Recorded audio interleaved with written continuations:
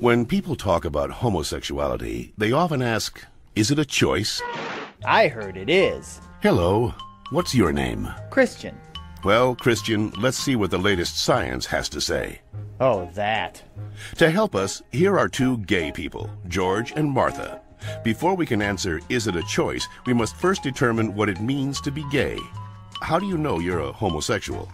The same way you know that you're straight. Since the 19th century, many theories about homosexuality have been offered that are untestable and contradictory. Male homosexuality is the result of an absent father and an overbearing mother. See ya. Stand up straight, dear. And the female homosexual has never recovered from her anger over not having the penis. She wishes to avenge her perceived castration by taking another female as her sexual object. You're kidding me, right? Well, I've always been told that homosexuality is unnatural. Is it? In fact, homosexual relations are common in nature, including zebras, baboons, dolphins, sheep, buffalo, ducks, foxes, elephants, horses, gorillas, moose, house cats, pigs, mice, rabbits, swans, and lions, to name a few. Well, okay, but we're not animals. Human beings have free will. You don't just decide who to love. Settle down there, Martha. Christian does have a point, but let's take a look at the most recent scientific evidence. As they study sexual orientation, scientists are currently looking at three main areas: genes, hormones, and birth order. Of course, most of these studies focus only on male sexuality. Sorry, Martha. What a shock. Let's first look at studies of identical twins. Hi. When one identical twin is a gay man, the other twin is gay up to 70% of the time, far higher than would occur if genes played no role. In fact, these studies show that genes play a greater role in determining sexual orientation than they do in whether or not you're right or left-handed. And we don't punish the left-handed. Well, not anymore. Let's get it! Scientists have recently noticed a striking statistical phenomenon.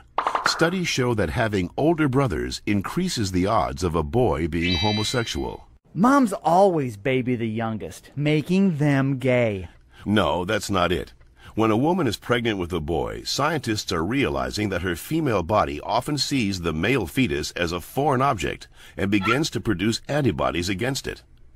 The more boys a woman has, the more adept her body becomes at feminizing the fetus, which may explain why with every successive boy, the odds that he will be gay go up significantly.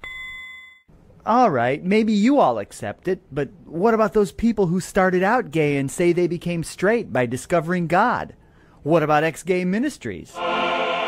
Even so-called ex-gay ministries don't claim to change a person's inner sexual desires, just his or her sexual conduct. We're still gay. If these places really work, why don't they all use the same technique? Why does each ministry experiment its own way? Well... And why have so many members and leaders recanted earlier claims that they were changed? Maybe these programs don't work for everyone, but what's the harm? How about the feelings of shame and guilt they instill and reinforce in their victims? Or the money, energy, and time they sap from people who have nothing wrong with them? Says you. Well, in point of fact, not just George says that, Christian. The American Medical Association, the American Psychiatric Association, the American Psychological Association, the American Psychoanalytic Association, the American Academy of Pediatrics, and the National Association of Social Workers have all stated that homosexuality should not be treated as a mental disorder, and that they oppose attempts at reparative or conversion therapy, and that sexual orientation is not a choice and cannot be changed. So that's it. I'm supposed to believe that it's not a choice just because all those doctors and scientists say so? Or you could just ask us. I do know this one girl named Heather who goes back and forth, but she's Shut up.